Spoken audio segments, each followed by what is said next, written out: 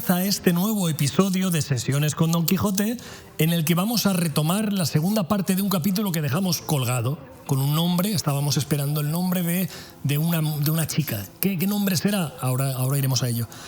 Por eso te das cuenta que este no es un audiolibro al uso, no tiene esa continuidad exacta, tiene sintonías entre medio, de vez en cuando se escuchan pajaritos de fondo o algún coche o alguna moto que pasa, y de vez en cuando, si te fijas, se oye este zumbido, que esto es un ventiladorcito que tengo porque lo estoy grabando en verano y me voy a deshidratar. Y bueno, tampoco haría falta decir muchas cosas más, yo creo que la introducción de este episodio ya está. Te recuerdo que el anterior capítulo no finalizó, es decir, no entró todo el capítulo en el anterior episodio. O sea, vamos a comenzar por la mitad de un capítulo. Esto no había pasado hasta ahora en Sesiones con Don Quijote. Y aquí sigue el capítulo 28. Luscinda, con otras cosas que en sus desposorios sucedieron dignas de admiración. Oyó Cardenio el nombre de Luscinda y no hizo otra cosa que encoger los hombros, morderse los labios, enarcar las cejas y dejar de allí a poco caer por sus ojos dos fuentes de lágrimas. Mas no por esto dejó Dorotea de seguir su cuento diciendo: llegó esta triste nueva a mis oídos y en lugar de helárseme el corazón en oilla, fue tanta la cólera y rabia que se encendió en él que faltó poco para no salirme por las calles dando voces publicando la alevosía y traición que se me había hecho. Mas templóse esta furia por entonces con pensar de poner aquella mesma noche por obra lo que puse, que fue ponerme en este hábito que me dio uno de los que llaman zagales en casa de los labradores, que era criado de mi padre, al cual descubrí toda mi desventura y le rogué me acompañase hasta la ciudad donde entendí que mi enemigo estaba. Él, después que hubo reprehendido mi atrevimiento y afeado mi determinación, viéndome resuelta en mi parecer, se ofreció a tenerme compañía, como él dijo, hasta el cabo del mundo. Luego, al momento encerré en una almohada de lienzo un vestido de mujer y algunas joyas y dineros por lo que podía suceder. Y en el silencio de aquella noche, sin dar cuenta a mi traidora doncella, salí de mi casa acompañada de mi criado y de muchas imaginaciones y me puse en camino de la ciudad a pie, llevada en vuelo del deseo de llegar, ya que a no estorbar lo que tenía por hecho, a lo menos a decir a don Fernando me dijese con qué alma lo había hecho. Llegué 2 días y medio donde quería y en entrando por la ciudad pregunté por la casa de los padres de Luscinda y el primero a quien hice la pregunta me respondió más de lo que yo quisiera oír. Díjome la casa y todo lo que había sucedido en el desposorio de su hija, cosa tan pública en la ciudad que se hacían corrillos para contarla por toda ella. Díjome que la noche que don Fernando se desposó con Luscinda, después de haber ella dado el sí de ser su esposa, le había tomado un recio desmayo y que llegando su esposo a desabrocharle el pecho para que le diese el aire, le halló un papel escrito de la misma letra de Luscinda en que decía y declaraba que ella no podía ser esposa de don Fernando porque lo era de Cardenio, que a lo que el hombre me dijo era un caballero muy principal de la misma ciudad y que si había dado el sí a don Fernando fue por no salir de la obediencia de sus padres. En resolución, tales razones dijo que contenía el papel que daba a entender que ella había tenido intención de matarse en acabose de desposar y daba allí las razones porque se había quitado la vida, todo lo cual dicen que confirmó una daga que le hallaron no sé en qué parte de sus vestidos.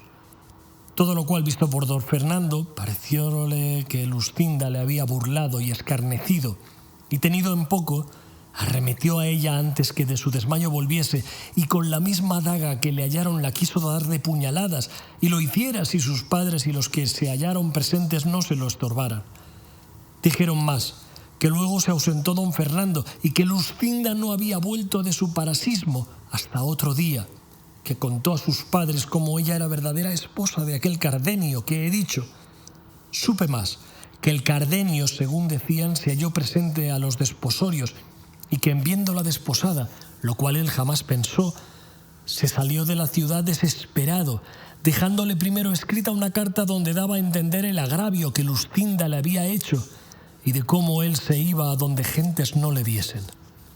Esto todo era público y notorio en toda la ciudad y todos hablaban de ello y más hablaron cuando supieron que Luscinda había faltado de casa de sus padres y de la ciudad, pues no la hallaron en toda ella, de que perdían el juicio sus padres y no sabían qué medios se tomar para hallarse con ella. Esto que supe puso en bando mis esperanzas y tuve por mejor no haber hallado a don Fernando que no hallarle casado, pareciéndome que aún no estaba del todo cerrada la puerta a mi remedio, dándome yo a entender que podría ser que el cielo hubiese puesto aquel impedimento en el segundo matrimonio por atraerle a conocer lo que al primero debía y a caer en la cuenta de que era cristiano y que estaba más obligado a su alma que a los respetos humanos. Todas estas cosas revolvía en mi fantasía y me consolaba, sin tener consuelo, fingiendo unas esperanzas largas y desmayadas para entretener la vida que ya aborrezco. Estando pues en la ciudad sin saber qué hacerme, pues a don Fernando no hallaba, llegó a mis oídos un público pregón donde se prometía grande hallazgo a quien me hallase, dando las señas de la edad y del mismo traje que traía. Y oí decir que se decía que me había sacado de casa de mis padres el mozo que conmigo vino, cosa que me llegó al alma, por ver cuán decaída andaba mi crédito, pues no bastaba perderle con mi venida, sino añadir el con quién, siendo sujeto tan bajo y tan indigno de mis buenos pensamientos. Al punto que oír el pregón, me salí de la ciudad con mi criado, que ya comenzaba a dar muestras de titubear en la fe que de fidelidad me tenía prometida. Y aquella noche nos entramos por lo espeso de esta montaña, con el miedo de no ser hallados. Pero como suele decirse que un mal llama a otro, y que el fin de una desgracia suele ser principio de otra mayor, así me sucedió a mí, porque mi buen criado, hasta entonces fiel y seguro, así como me vio en esta soledad, incitado de su misma bellaquería antes que de mi hermosura, quiso aprovecharse de la ocasión que a su parecer estos yermos le ofrecían, y con poca vergüenza y menor temor de Dios ni respeto mío, me requirió de amores, y viendo que yo con feas y justas palabras respondía a las desvergüenzas de sus propósitos, dejó aparte los ruegos de quien primero pensó aprovecharse y comenzó a usar la fuerza. Pero el justo cielo, que pocas o ningunas veces deja de mirar y favorecer a las justas intenciones, favoreció las mías, de manera que con mis pocas fuerzas y con poco trabajo di con él por un derrumbadero donde le dejé, no sé si muerto o si vivo.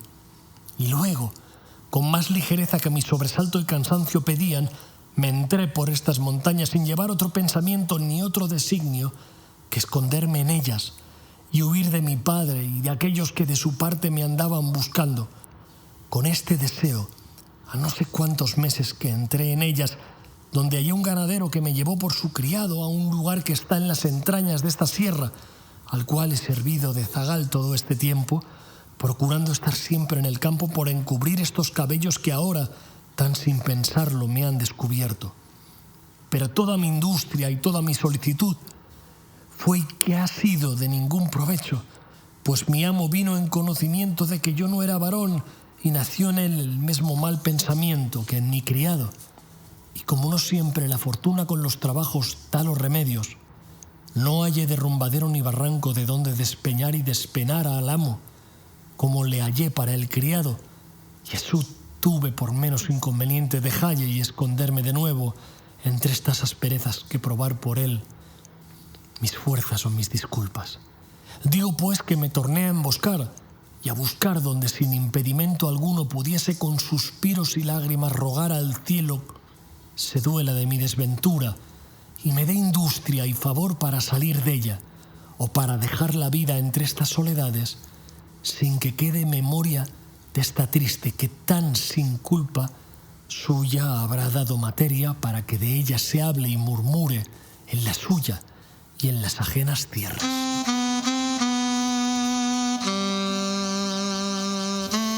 Madre mía, qué pedazo de historia. Si es que estaba todo el tiempo pensando en cómo meter esa imagen de Cardenio cada vez que escucha a Cardenio, cómo se le abre la boca y hace... Pero es que ha sido tan potente la historia de esta pobre desdichada que... Jolín. Pues nada, ya tenemos otra parte dilucidada, ya sabemos que era Luscinda. O sea, la otra parte, se ha encontrado las dos partes de la misma historia, dos puntos de vista. Fíjate tú, qué majo Cervantes, cómo nos la ha colado. Vamos a ver cómo sigue. Capítulo 29, que trata del gracioso artificio y orden que se tuvo en sacar a nuestro enamorado caballero de la asperísima penitencia en que se había puesto. Esta es, señores, la verdadera historia de mi tragedia. Mirad y juzgad ahora si los suspiros que escuchases, las palabras que oístes y las lágrimas que de mis ojos salían tenían ocasión bastante para mostrarse en mayor abundancia. Y considerada la calidad de mi desgracia, veréis que será en vano el consuelo, pues es imposible el remedio de ella.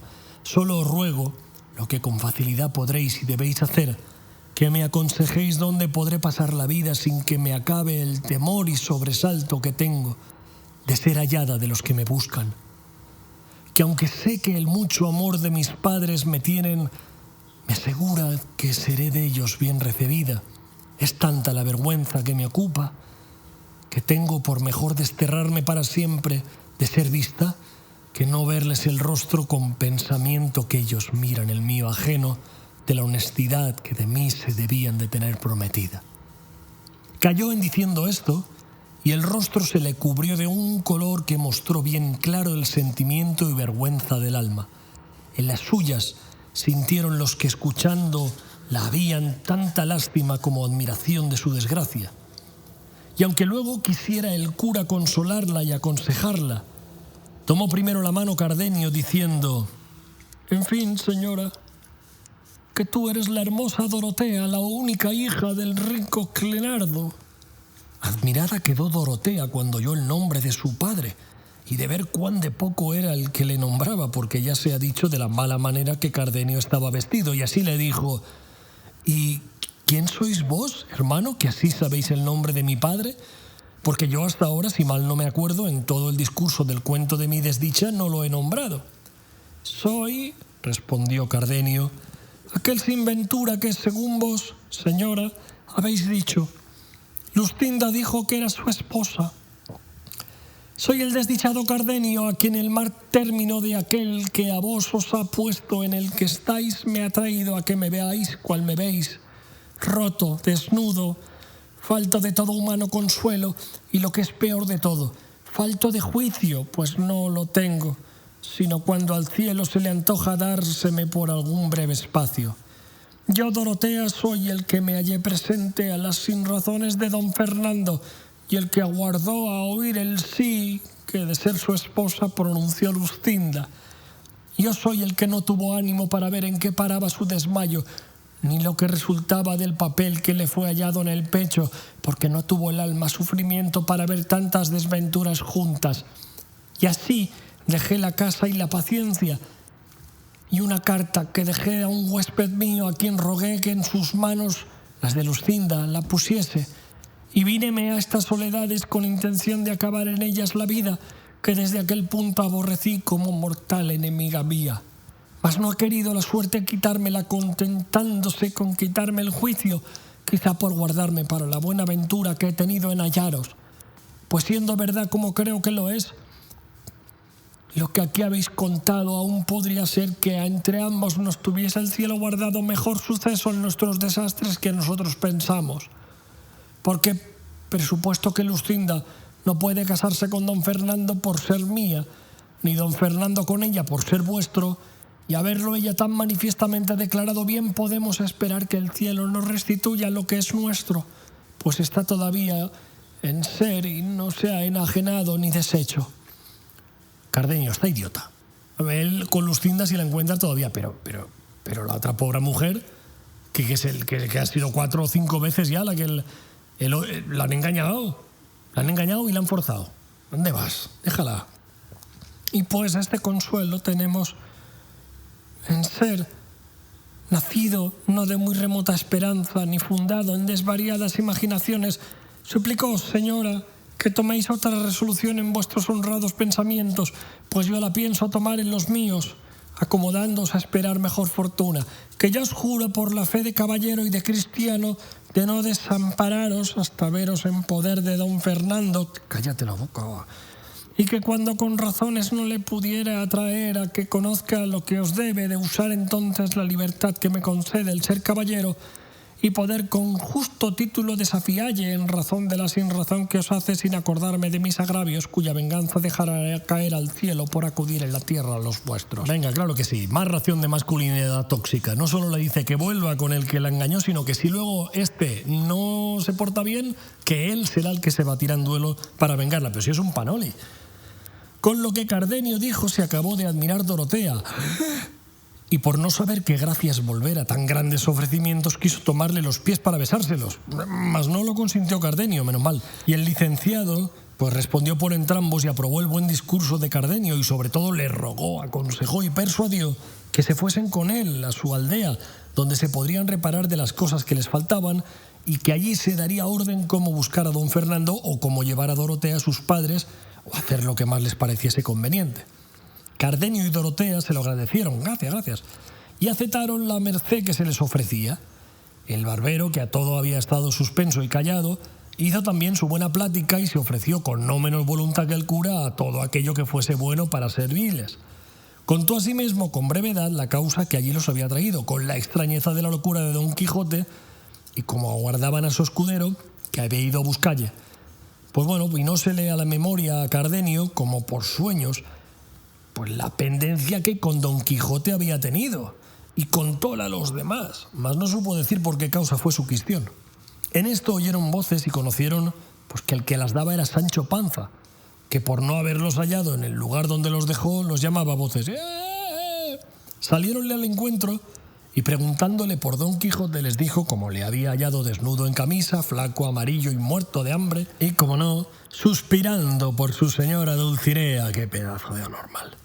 Y que puesto que les había dicho que ella le mandaba que saliese de aquel lugar y se fuese al del Toboso donde le quedaba esperando, había respondido que estaba determinado de no parecer ante su fermosura hasta que hubiese fecho fazañas que le ficiesen digno de su gracia, y que si aquello pasaba adelante corría peligro de no venir a ser emperador como estaba obligado, ni a un arzobispo, que era lo menos que podía ser. Por eso que mirasen lo que se había de hacer para sacarle de allí. El licenciado le respondió que no tuviese pena, que ellos lo sacarían de allí, mal que le pesase. Contó luego a Cardenio y a Dorotea lo que tenían pensado para remedio de Don Quijote, a lo menos para llevarle a su casa, a lo cual dijo Dorotea que ella haría a la doncella menesterosa mejor que el barbero, y más que tenía allí vestidos con los que hacerlo al natural, y que la dejase en el cargo de saber representar todo aquello que fuese menester para llevar adelante su intento, porque ella había leído muchos libros de caballerías y sabía bien el estilo que tenían las doncellas cuitadas cuando pedían sus dones a los andantes caballeros. Pues no es menester más, dijo el cura, sino que luego se ponga por obra, que sin duda la buena suerte se muestra en favor nuestro, y tanto, pues tan sin pensarlo, a vosotros, señores, se os ha comenzado a abrir puerta para vuestro remedio, y a nosotros se nos ha facilitado la que habíamos menester, que esta chica les ha caído del cielo. Perfecto. Sacó luego Dorotea de su almohada una saya entera de cierta telilla rica y una mantellina de otra vistosa tela verde, y de una cajita un collar y otras joyas, con que en un instante se adornó de manera que una rica y gran señora parecía. Todo aquello, y más, dijo que había sacado de su casa para lo que se ofreciese, y que hasta entonces no se le había ofrecido ocasión de habello menester. Claro, todo el día rodando por la montaña, que se tenía que poner así, y mejor ir casual. A todos contentó en extremo su mucha gracia, donaire y hermosura, y confirmaron a don Fernando que por poco conocimiento, pues tanta belleza desechaba. Pero el que más se admiró fue Sancho Panza, por parecerle, como era así verdad, que en todos los días de su vida había visto tan hermosa criatura. Y así preguntó al cura con grande ahínco, le dijese quién era aquella tan hermosa señora y qué era lo que buscaba por aquellos andurriales. Esta hermosa señora, respondió el cura, Sancho hermano, es como quien no dice nada, es la heredera por línea recta de varón del gran reino de Micomicón, la cual viene en busca de vuestro amo a pedirle un don, el cual es que le desfaga un tuerto o agravio que un mal gigante le tiene fecho. Y a la fama que de buen caballero vuestro amo tiene, por todo lo descubierto de Guinea, ha venido a buscarle esta princesa. Dichosa buscada y dichoso hallazgo, dijo a esta razón Sancho Panza, Y más si mi amo es tan venturoso que desfaga ese agravio y enderece este tuerto, matando a ese hideputa de ese gigante que vuestra merced dice que si matara si él le encuentra, si ya no fuese fantasma, que contra los fantasmas no tiene mi señor poder alguno. Pero una cosa quiero suplicar a vuestra merced, entre otras, señor licenciado, y es que porque a mi amo no le tome gana de ser arzobispo, que es lo que yo temo, que vuestra merced le aconseje que se case luego con esta princesa y así quedará imposibilitado de recibir órdenes arzobispales y vendrá con facilidad a su imperio y yo al fin de mis deseos. Que yo he mirado bien en ello y hallo por mi cuenta que no me está bien que mi amo sea arzobispo porque yo soy inútil para la iglesia, pues soy casado y andarme ahora a traer dispensaciones para poder tener renta por la iglesia, teniendo como tengo mujer y hijos, sería nunca acabar. Así que, señor, todo el toque está en que mi amo se case luego con esta señora que hasta ahora no sé su gracia y así no la llamo por su nombre. Llámese, respondió el cura, la princesa Micomicona, porque llamándose su reino Micomicón, claro está que ella se ha de llamar así. No hay duda en eso, respondió Sancho, que yo he visto a muchas tomar el apellido y alcurnia del lugar donde nacieron, llamándose Pedro de Alcalá, Juan de Úbeda, Diego de Valladolid, y esto mismo se debe de usar allá en Guinea, tomar las reinas los nombres de sus reinos. Así debe ser, dijo el cura, y en lo de casarse vuestro amo, yo haré en ello todos mis poderíos. Con lo que quedó tan contento Sancho, cuanto el cura, admirado de su simplicidad y de ver cuán encajados tenía en la fantasía los mismos disparates que su amo, pues sin alguna duda se daba a entender que había de venir a ser emperador. Ya en esto se había puesto Dorotea sobre la mula del cura y el barbero se había acomodado al rostro la barba de la cola de buey y dijeron a Sancho que los guiase a donde Don Quijote estaba, al cual advirtieron que no dijese que conocía al licenciado ni al barbero, porque en no conocerlos consistía todo el toque de venir a ser emperador su amo, puesto que ni el cura ni Cardenio quisieron ir con ellos, porque no se le acordase a Don Quijote la pendencia que con Don Cardenio había tenido, y el cura, porque no era menester por entonces su presencia, y así los dejaron ir delante y ellos los fueron siguiendo a pie, poco a poco.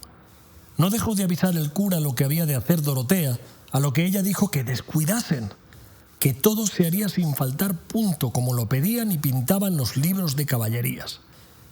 3/4 de legua habrían andado cuando descubrieron a Don Quijote entre unas intrincadas peñas, ya vestido, aunque no armado, y así como Dorotea le vio y fue informada de Sancho que aquel era Don Quijote, dio del azote a su palafrén, siguiéndole el bien barbado barbero, y en llegando junto a él, el escudero se arrojó de la mula y fue a tomar en los brazos a Dorotea, la cual, apeándose con grande desenvoltura, se fue a hincar de rodillas ante las de Don Quijote, y aunque él pugnaba por levantarla, ella sin levantarse le fabló de esta guisa: de aquí no me levantaré, oh valeroso y esforzado caballero, hasta que la vuestra bondad y cortesía me otorgue un don, el cual redundará en honra y prez de vuestra persona y en pro de la más desconsolada y agraviada doncella que el sol ha visto. Y si es que el valor de vuestro fuerte brazo corresponde a la voz de vuestra inmortal fama, obligado estáis a favorecer a la sinventura que de tan lueñes tierras viene, al olor de vuestro famoso nombre, buscándoos para remedio de sus desdichas. Esta chica es perfecta para hacer esto. No responderé palabra, hermosa señora, respondió Don Quijote, ni oiré más cosas de vuestra facienda hasta que os levantéis de tierra. No me levantaré, señor, respondió la afligida doncella, si primero por la vuestra cortesía no me es otorgado el don que pido. Yo vos le otorgo y concedo, respondió Don Quijote, faltaría más, como no se haya de cumplir en daño o mengua de mi rey, de mi patria y de aquella que en mi corazón y libertad tiene la llave. No será en daño ni en mengua de lo que decís, mi buen señor, replicó la dolorosa doncella. Y estando en esto se llegó Sancho Panza al oído de su señor y muy pasito le dijo: bien puede vuestra merced, señor, concederle el don que pide, que no es cosa de nada, solo es matar a un gigantazo, y esta que lo pide es la alta princesa Micomicona, reina del gran reino Micomicón de Etiopía. Sea quien fuere, respondió Don Quijote, que yo haré lo que soy obligado y lo que me dicta mi conciencia conforme a lo que profesado tengo. Y volviéndose a la doncella, dijo: la vuestra gran fermosura se levante, que yo le otorgo el don que pedirme quisiere. Pues el que pido es, dijo la doncella, que la vuestra magnánima persona se venga luego conmigo donde yo le llevare y me prometa que no se ha de entremeter en otra aventura ni demanda alguna hasta darme venganza de un traidor que contra todo derecho divino y humano me tiene usurpado mi reino. Digo que así lo otorgo, respondió Don Quijote, y así podéis, señora, desde hoy más desechar la melancolía que os fatiga y hacer que cobre nuevos bríos y fuerza vuestra desmayada esperanza, que con la ayuda de Dios y la de mi brazo, vos os veréis presto restituida en vuestro reino y sentada en la silla de vuestro antiguo y grande estado, a pesar y desecho de los follones que en contradecirlo quisieren.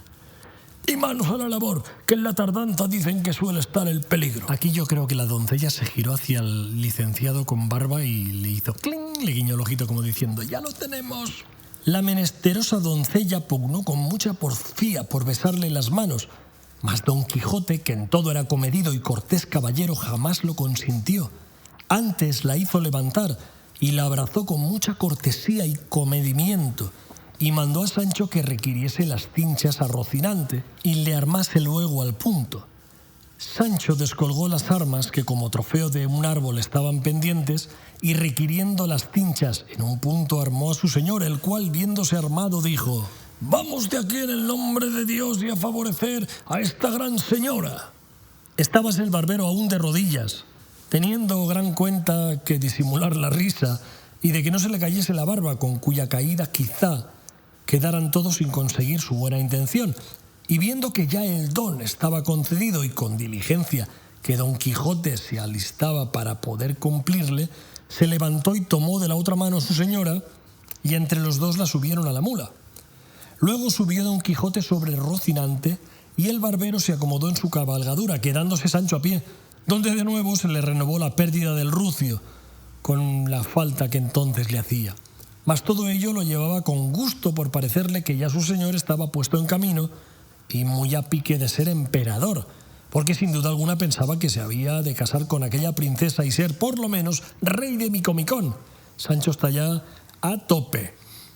Solo le daba pesadumbre el pensar que aquel reino era en tierra de negros y que la gente que por sus vasallos le diesen había de ser todos negros, a lo cual hizo luego su imaginación un buen remedio y díjose a sí mismo: ¿qué se me da a mí que mis vasallos sean negros? Habrá más que cargar con ellos y traerlos a España, donde los podré vender y a donde me los pagarán de contado, de cuyo dinero podré comprar algún título o algún oficio con que vivir descansando todos los días de mi vida.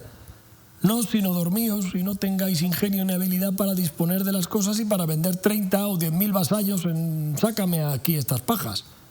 Par Dios que los he de volar, chico, con grande como pudiere, y que por negros que sean los he de volver blancos o amarillos. Llegaos que me mamo el dedo. Con esto andaba tan solícito y contento que se le olvidaba la pesadumbre de caminar a pie.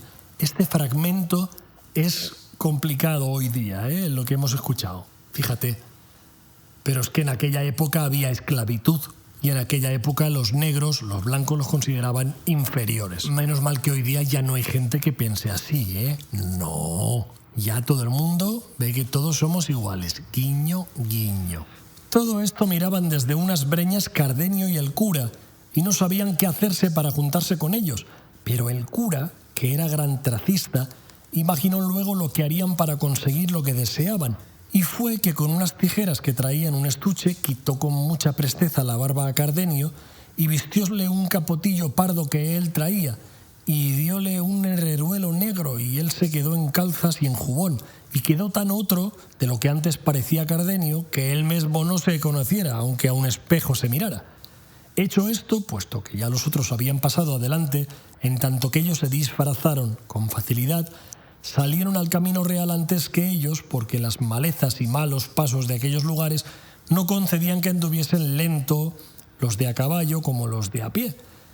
En efecto, ellos se pusieron en el llano a la salida de la sierra y así como salió de ella Don Quijote y sus camaradas, el cura se le puso a mirar muy despacio, dando señales de que le había reconocido. y al cabo de haberle una buena pieza estado mirando, se fue a él abiertos los brazos y diciendo a voces: «Para bien se ha hallado el espejo de la caballería, el mi buen compatriota Don Quijote de la Mancha, la flor y nata de la gentileza, el amparo y remedio de los menesterosos, la quinta esencia de los caballeros andantes». Y diciendo esto, tenía abrazado por la rodilla de la pierna izquierda a Don Quijote, el cual, espantado de lo que veía y oía decir y hacer aquel hombre, se le puso a mirar con atención, y al fin le conoció, y quedó como espantado de verle, y hizo grande fuerza por apearse, mas el cura no lo consintió, por lo cual Don Quijote decía: «Déjeme vuestra merced, señor licenciado, que no es razón que yo esté a caballo y una tan reverenda persona como vuestra merced esté a pie». «Eso no consentiré yo en ningún modo», dijo el cura.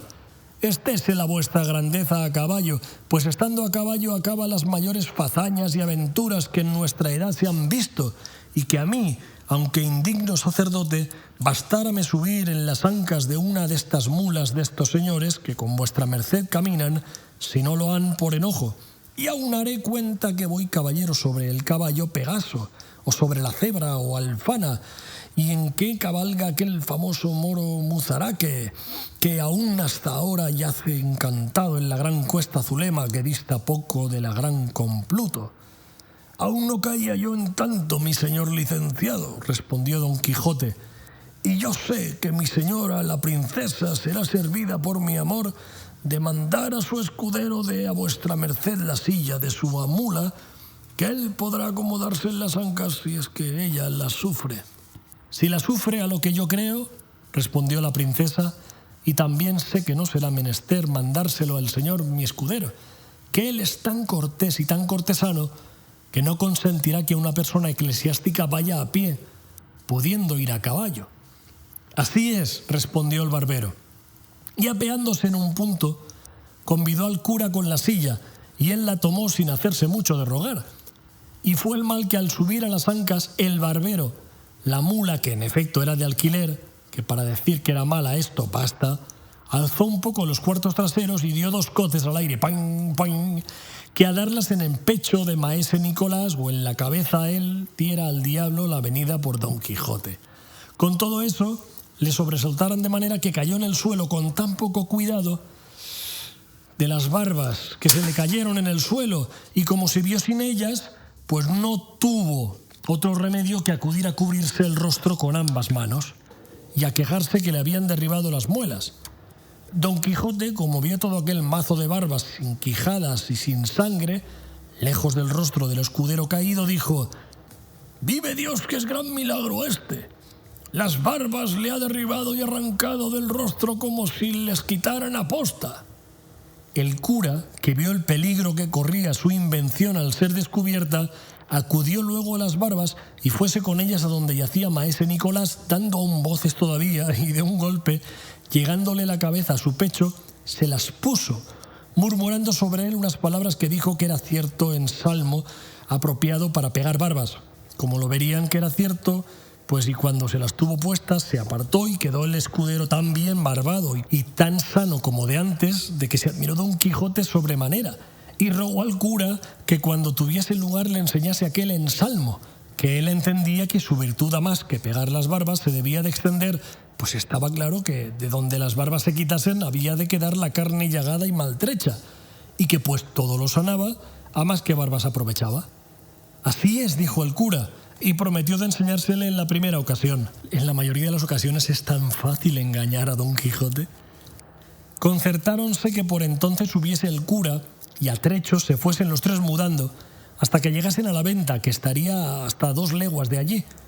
Puestos los tres a caballo, es a saber Don Quijote, la princesa y el cura, y los tres a pie, Cardenio, el barbero y Sancho Panza, Don Quijote dijo a la doncella: «Vuestra grandeza, señora mía, guíe por donde más gusto le diere». Y antes que ella respondiese, dijo el licenciado: «¿Hacia qué reino quiere guiar vuestra señoría?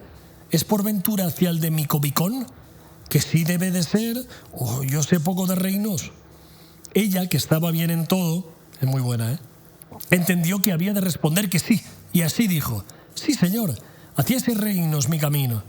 Si así es, dijo el cura, por la mitad de mi pueblo hemos de pasar, y de allí tomará vuestra merced la derrota de Cartagena, donde se podrá embarcar con la buena ventura, y si hay viento próspero, mar tranquilo y sin borrasca, en poco menos de 9 años se podrá estar a la vista de la gran laguna Meona, dijo Meótides, que está poco más de 100 jornadas más acá del reino de vuestra grandeza. Vuestra merced está engañado, señor mío, dijo ella, porque no ha 2 años que yo partí de él, y en verdad que nunca tuve buen tiempo, y con todo eso he llegado a ver lo que tanto deseaba, que es al señor Don Quijote de la Mancha, cuyas nuevas llegaron a mis oídos, así como puse los pies en España, y ellas me movieron a buscarle para encomendarme en su cortesía y fiar mi justicia del valor de su invencible brazo. No más, cesen mis alabanzas, dijo a esta sazón Don Quijote, porque soy enemigo de todo género de adulación, y aunque ésta no lo sea, todavía ofenden mis castas orejas semejantes pláticas. Lo que yo sé decir, señora mía, que ahora tenga valor o no el que tuviese o no tuviese, se ha de emplear en vuestro servicio hasta perder la vida. Y así, dejando esto para su tiempo, ruego al señor licenciado me diga qué es la causa que le ha traído por estas partes tan solo y tan sin criados y tan a la ligera que me pone espanto. A eso yo responderé con brevedad, respondió el cura, porque sabrá vuestra merced, señor Don Quijote, que yo y maese Nicolás, nuestro amigo y nuestro barbero, íbamos a Sevilla a cobrar cierto dinero que un pariente mío, que ha muchos años que pasó Indias, me había enviado, y no tan pocos que no pasan de 60.000 pesos ensayados, que es otro que tal. Y pasando ayer por estos lugares, nos salieron al encuentro 4 salteadores y nos quitaron hasta las barbas, y de modo nos las quitaron que le convino al barbero ponerse las postizas, y aún a este mancebo que aquí va, señalando a Cardenio, le pusieron como de nuevo. Y es lo bueno que es pública fama por todos estos contornos, que los que nos saltearon son de unos galeotes que dicen que libertó, casi en este mismo sitio, un hombre tan valiente que a pesar del comisario y de las guardas los soltó a todos, y sin duda alguna él debía de estar fuera de juicio, o debe de ser tan grande bellaco como ellos, o algún hombre sin alma y sin conciencia, pues quiso soltar al lobo entre las ovejas, a la raposa entre las gallinas, a la mosca entre la miel. Quiso defraudar la justicia, ir contra su rey y señor natural, pues fue contra sus justos mandamientos. Quiso, digo, quitar a las galeras sus pies, poner en alboroto a la Santa Hermandad, que había muchos años que reposaba. Quiso finalmente hacer un hecho por donde se pierda su alma y no se gane su cuerpo. Habíales contado Sancho al cura y al barbero la aventura de los galeotes que acabó su amo con tanta gloria suya, y por esto cargaba la mano el cura refiriéndola por ver lo que hacía o decía Don Quijote, al cual se le enmudaba la color a cada palabra y no osaba decir que él había sido el libertador de aquella buena gente. Estos pues, dijo el cura, fueron los que nos robaron. Que Dios por su misericordia se lo perdone al que no los dejó llevar al debido suplicio.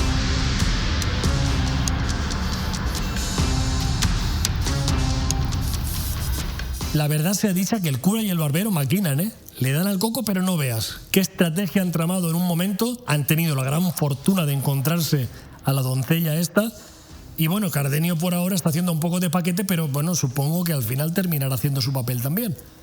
Aquí la cuestión es que a Quijote y a Sancho los han engañado ya como a 2 tontainas y los están encauzando hacia donde quieren encauzarlos, que es de vuelta a casa. Capítulo 30, que trata de la discreción de la hermosa Dorotea con otras cosas de mucho gusto y pasatiempo.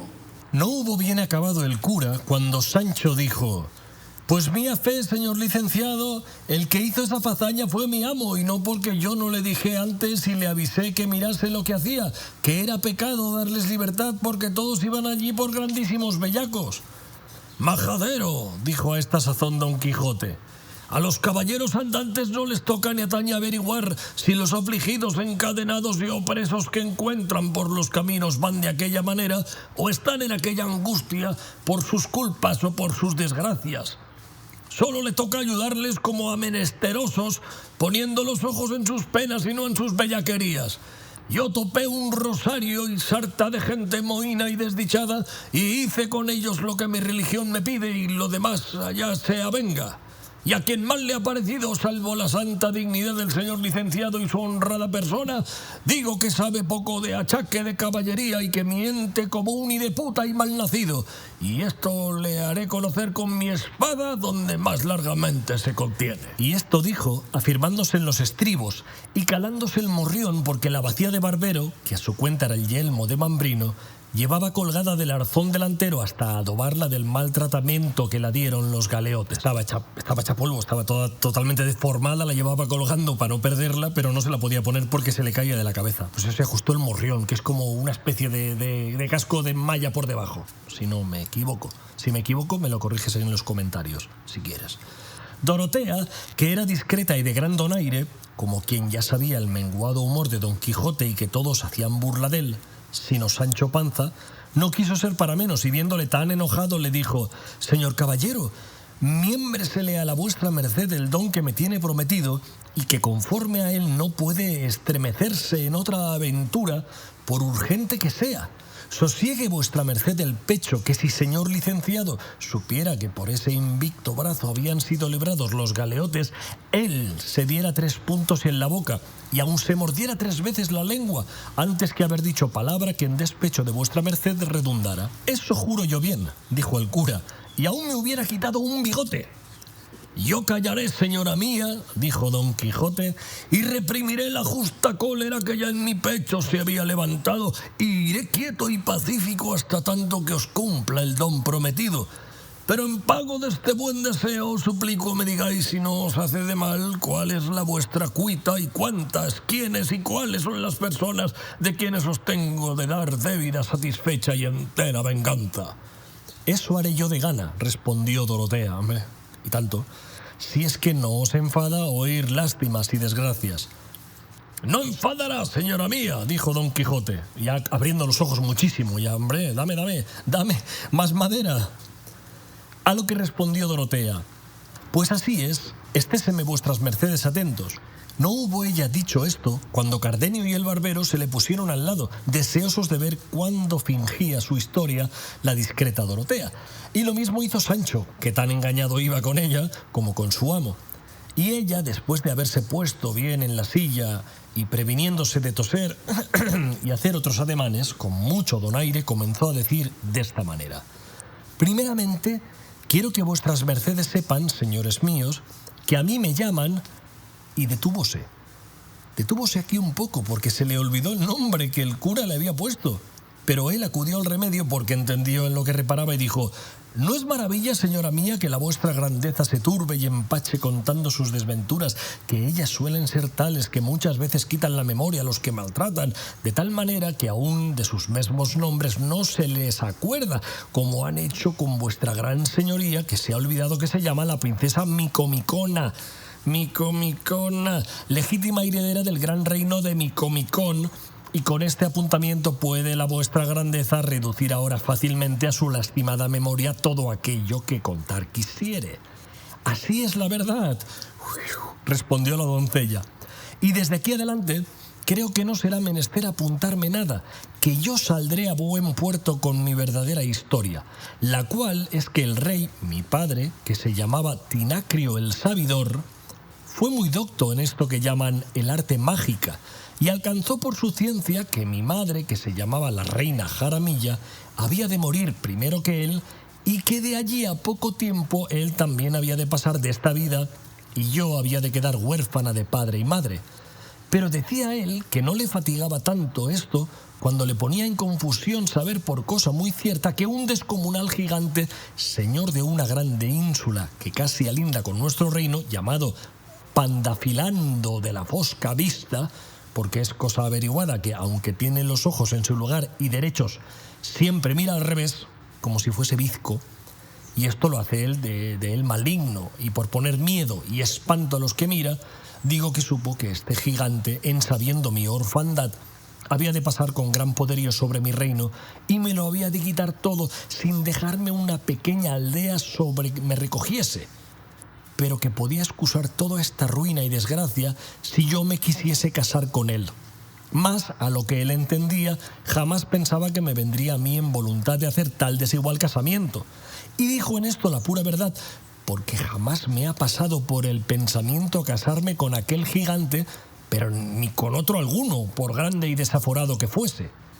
Dijo también mi padre que después que él fuese muerto y viese yo que Pandafilando comenzaba a pasar sobre mi reino, que no aguardase a ponerme en defensa porque sería destruirme, sino que libremente le dejase desembarazado el reino si quería excusar la muerte y total destrucción de mis buenos y leales vasallos, porque no había de ser posible defenderme de la endiablada fuerza del gigante, sino que luego, con algunos de los míos, me pusiese en camino de las Españas, donde hallaría el remedio de mis males, hallando a un caballero andante cuya fama en este tiempo se extendería por todo este reino, el cual se había de llamar, si mal no me recuerdo, Don Azote o Don Gigote. Don Quijote diría, señora, dijo a esta sazón Sancho Panza, o por otro nombre, el caballero de la triste figura. Aquí Sancho ya es como un niño que está viendo un espectáculo de títeres. Es de ahí, que viene por detrás, que viene la bruja por detrás a pegarte. Igual, como si tuviese 7 años. Así es la verdad, dijo Dorotea. Dijo más, que había de ser alto de cuerpo, seco de rostro, y que en el lado derecho, debajo del hombro izquierdo o por allí junto, había de tener un lunar pardo con ciertos cabellos a manera de cerdas. En oyendo esto, Don Quijote dijo a su escudero, «Ten aquí, Sancho, hijo, ayúdame a desnudar, que quiero ver si soy el caballero que aquel sabio rey profetizó». «Pues ¿para qué quiere vuestra merced desnudarse?», dijo Dorotea. «Para ver si tengo ese lunar que vuestro padre dijo», respondió Don Quijote. «No hay para qué desnudarse», dijo Sancho, «que yo sé que tiene vuestra merced un lunar de esas señas en la mitad del espinazo, que es señal de ser hombre fuerte». «Eso basta», dijo Dorotea, «porque con los amigos no se ha de mirar en pocas cosas, y que esté en el hombro o que esté en el espinazo importa poco. Basta que haya lunar y esté donde estuviere, pues todo es una misma carne. Y sin dudar acertó mi buen padre en todo, y yo he acertado en encomendarme al señor Don Quijote, que él es por quien mi padre dijo, pues las señales del rostro vienen con las de la buena fama, que este caballero tiene no solo en España, pero en toda la Mancha. Pues apenas me hube desembarcado en Osuna cuando oí decir tantas hazañas suyas que luego me dio el alma que era el mismo que venía a buscar». «Pues, ¿cómo se desembarcó vuestra merced en Osuna, señora mía?», preguntó Don Quijote, «si no es puerto de mar». Es que Don Quijote está loco, pero tonto no tiene un pelo, Mas antes que Dorotea respondiese, tomó el cura la mano y dijo, «Debe de querer decir la señora princesa que después que desembarcó en Málaga, la primera parte donde oyó nuevas de vuestra merced fue en Osuna». «Eso quise decir», dijo Dorotea. «Y esto lleva camino», dijo el cura, «y prosiga vuestra majestad adelante». «No hay que proseguir», respondió Dorotea, «sino que finalmente mi suerte ha sido tan buena en hallar al señor Don Quijote que ya me cuento y tengo por reina y señora de todo mi reino, pues él, por su cortesía y magnificencia, me ha prometido el don de irse conmigo donde quiera, que yo le llevare, claro, que no será a otra parte que a ponerle delante de Pandafilando de la fosca vista para que le mate y me restituya lo que tan contra razón me tiene usurpado, que todo esto ha de suceder a pedir de boca, pues así lo dejó profetizado Tinacrio el sabidor, mi buen padre, el cual también dejó dicho y escrito en letras caldeas o griegas, que yo no las sé leer, que si este caballero de la profecía, después de haber degollado al gigante, quisiese casarse conmigo, que yo me otorgase luego sin réplica alguna por su legítima esposa y le diese la posesión de mi reino junto con la de mi persona. «¿Qué te parece, Sancho, amigo?», dijo a este punto Don Quijote, que estaba ya hinchidísimo. ¿Ves cómo tenía razón? «¿No oyes lo que pasa? ¿No te lo dije yo? Mira si tenemos ya reino que mandar y reina con quien casar». «Eso juro yo», dijo Sancho, «para el punto que no se casaren abriendo al gaznánico el señor Pandafilando, pues monta que es mala la reina. Así se me vuelvan las pulgas de la cama», como diciendo, mira, qué suerte ha tenido el cabrón este, que además es guapa la tía. Y diciendo esto, dio 2 zapatetas en el aire con muestras de grandísimo contento, ves como un niño. Y luego fue a tomar las riendas de la mula de Dorotea y haciéndola detener se hincó de rodillas ante ella, suplicándole le diese las manos para besárselas en señal que le recibía por su reina y señora. ¿Quién no había de reír de los circunstantes viendo la locura del amo y la simplicidad del criado? Es que son tal para cual. En efecto, Dorotea se las dio y le prometió de hacerle gran señor en su reino cuando el cielo le hiciese tanto bien que se lo dejase cobrar y gozar. Agradecióselo Sancho con tales palabras que renovó la risa en todos. Esta, señores, prosiguió Dorotea, es mi historia. Solo resta por deciros que de cuanta gente de acompañamiento saqué de mi reino, solo me ha quedado sino este buen barbado escudero, porque todos se anegaron en una gran borrasca que tuvimos a vista del puerto, y él y yo salimos en 2 tablas a tierra, mira como Titanic. Los dos, se salvaron los dos. Como por milagro. Y así es todo milagro y misterio el discurso de mi vida, como lo habréis notado. Y si en alguna cosa he andado demasiada o no tan acertada como debiera, echad la culpa a lo que el señor licenciado dijo al principio de mi cuento, que los trabajos continuos y extraordinarios quitan la memoria al que los padece. Esa no me quitarán a mí, oh alta y valerosa señora, dijo Don Quijote, cuantos yo pasaré en serviros por grandes y no vistos que sean. Y así de nuevo confirmo el don que os he prometido y juro de ir con vos al cabo del mundo hasta verme con el fiero enemigo vuestro, a quien pienso con la ayuda de Dios y de mi brazo tajar la cabeza soberbia con los filos de esta, no quiero decir buena espada, merced a Ginés de Pasamonte que me llevó la mía. Esto lo dijo entre dientes y prosiguió diciendo: y después de habérsela atajado y puestos en pacífica posesión de vuestro estado, quedará vuestra voluntad hacer de vuestra persona lo que más en talante os viniere. Porque mientras que yo tuviera ocupada la memoria y cautivada la voluntad, perdido el entendimiento aquella, y no digo más, no es posible que yo arrostre ni por pienso el casarme, aunque fuese con el ave fénix. Parecióle tan mal a Sancho lo que últimamente su amo dijo acerca de no querer casarse, que con grande enojo, alzando la voz, dijo: voto a mí, juro a mí, que no tiene vuestra merced, señor Don Quijote, cabal juicio. Pues ¿cómo es posible que pone vuestra merced en duda al casarse con tan alta princesa como aquesta? ¿Piensa que le ha de ofrecer la fortuna tras cada cantillo semejante ventura como la que ahora se le ofrece? Es por dicha más hermosa mi señora Dulcinea. No, por cierto, ni aún con la mitad, y aún estoy por decir que no llega a su zapato de la que está delante. Así no mal alcanzare que yo el condado que espero si vuestra merced se anda a pedir cotufas en el golfo. Cásese luego, encomiendo yo a Satanás y tomo ese reino que se le viene a las manos de Bobis, y en siendo rey hágame marqués o adelantado, y luego siquiera que se lo lleve el diablo todo. Don Quijote, que tales blasfemias oyó decir contra su señora Dulcinea, no lo pudo sufrir, y alzando el lanzón sin hablarle palabra a Sancho y sin decirle esta boca es mía, le dio tales 2 palos, ¡pam, pam!, que dio con él en tierra, y si no fuera porque Dorotea le dio voces, que no le diera más, sin duda le quitaba allí la vida. ¿Pensáis, le dijo a cabo de rato, villano ruin, que ha de haber lugar siempre para ponerme la mano en la horcajadura y que todo ha sido errar vos y perdonaros yo? Pues no lo penséis, bellaco descomulgado, que sin duda lo estás, pues has puesto lengua en la sin par Dulcinea, y no sabéis vos, gallán, faquín, belitre, que si no fuera por el valor que de ella infunde en mi brazo, que no la tendría yo para matar una pulga. Decid, socarrón de lengua pisperina, ¿y quién pensáis que ha ganado este reino y cortado la cabeza a este gigante y hechoos a vos, marqués, que todo esto doy yo para hecho por cosa pasada en cosa juzgada, si no es por el valor de Dulcinea, tomando a mi brazo por instrumento de sus hazañas? Ella pelea en mí y vence en mí. Y yo vivo y respiro en ella y tengo vida y ser. ¡Oh, y de puta bellaco! Y como sois desagradecido, que os veis levantado del polvo de la tierra al de señor título y correspondéis a tan buena obra con decir mal de quien se os la hizo. No estaba tan maltrecho Sancho que no oyese todo cuanto su amo le decía, y levantándose con un poco de presteza se fue a poner detrás del palafrén de Dorotea, y desde allí le dijo su amo: dígame, señor, si vuestra merced tiene determinado de no casarse con esta gran princesa, claro está que no será el reino suyo, y no siéndolo, ¿Qué mercedes me pueden hacer? Esto es de lo que yo me quejo. Cásese vuestra merced una por una con esta reina, ahora que la tenemos aquí como llovida del cielo, y después puede volverse con mi señora Dulcinea, que reyes debe haber habido en el mundo que hayan sido amancebados.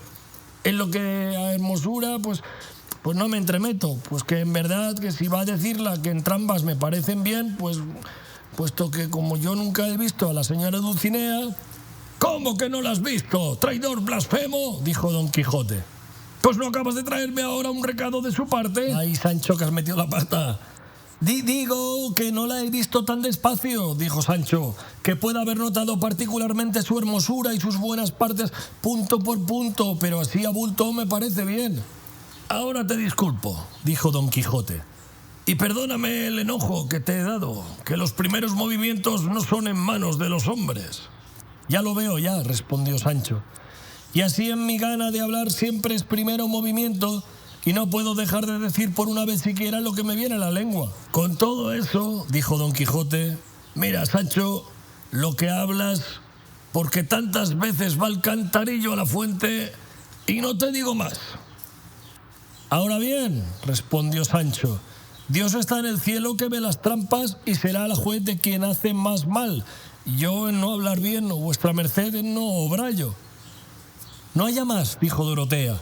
Corred, Sancho, y besad la mano a vuestro señor, y pedidle perdón, y de aquí adelante andad más atentado en vuestras alabanzas y vituperios, y no digáis mal de aquesta señora Tobosa, a quien yo no conozco, sino es para servilla y tener confianza en Dios, que no os ha de faltar un estado donde viváis como un príncipe. Fue Sancho cabizbajo y pidió la mano a su señor, y él se la dio con reposado continente, y después que se la hubo besado, la echó la bendición y dijo a Sancho que se adelantase un poco, que tenía que preguntarle y departir con él cosas de mucha importancia. Hízolo así Sancho, y apartáronse los dos algo adelante, y díjole Don Quijote: después que viniste, no he tenido lugar ni espacio para preguntarte muchas cosas de particularidad acerca de la embajada que llevaste y de la respuesta que trujiste. Y ahora pues la fortuna nos ha concedido tiempo y lugar, no me niegues tú la ventura que puedas darme con tan buenas nuevas.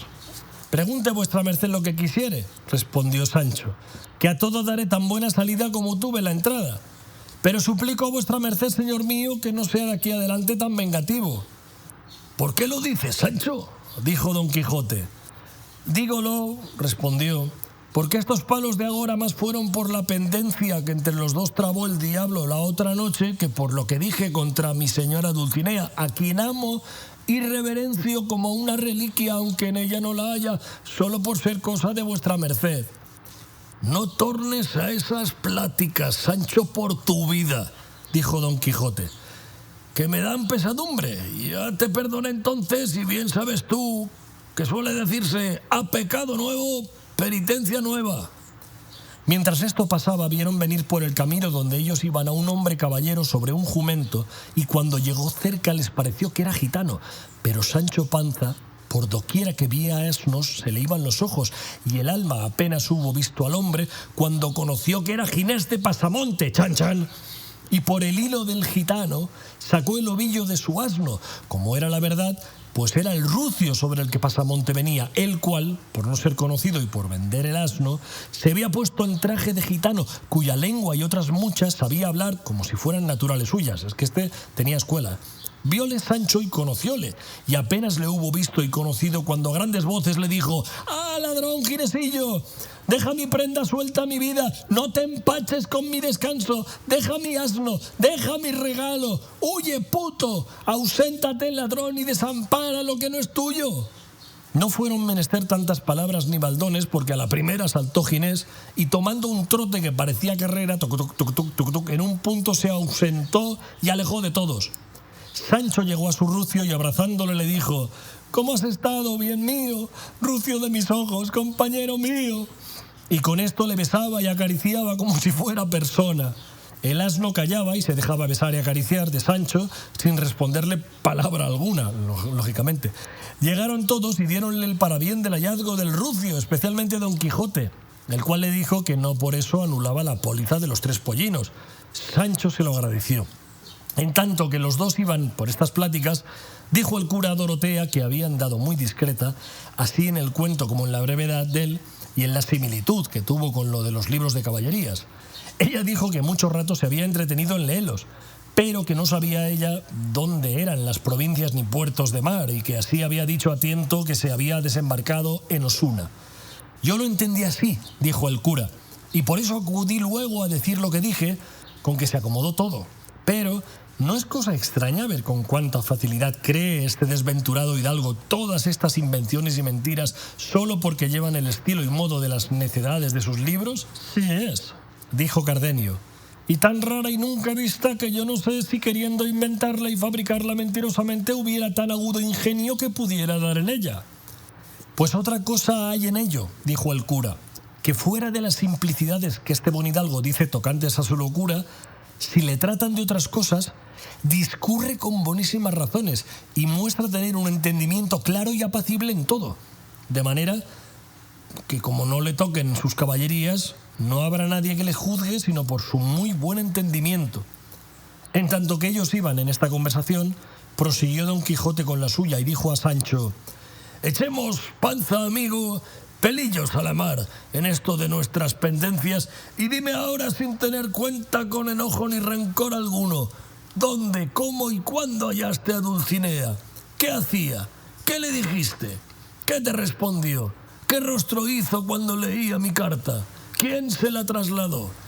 Y todo aquello que vienes en este caso es digno de saberse y de preguntarse y satisfacerse, sin que añadas o mientas por darme gusto, ni menos te acortes por no quitármela». «Señor», respondió Sancho, «si va a decir la verdad, la carta no me la trasladó nadie porque yo no llevé carta alguna». «Así es como tú dices», dijo Don Quijote, «porque el librillo de memoria donde yo la escribí le hallé en mi poder a cabo de 2 días de tu partida, lo cual me causó grandísima pena por no saber lo que habías tú de hacer cuando te vieses sin carta, y creí simplemente que te volverías desde el lugar donde la echaras menos». «Así fuera», respondió Sancho, «si no la hubiera yo tomado en la memoria cuando vuestra merced me la leyó, de manera que se la dije a un sacristán, que me la trasladó del entendimiento tan punto por punto, que dijo que en todos los días de su vida, aunque había leído muchas cartas de descomunión, no había visto ni leído tan linda carta como aquella».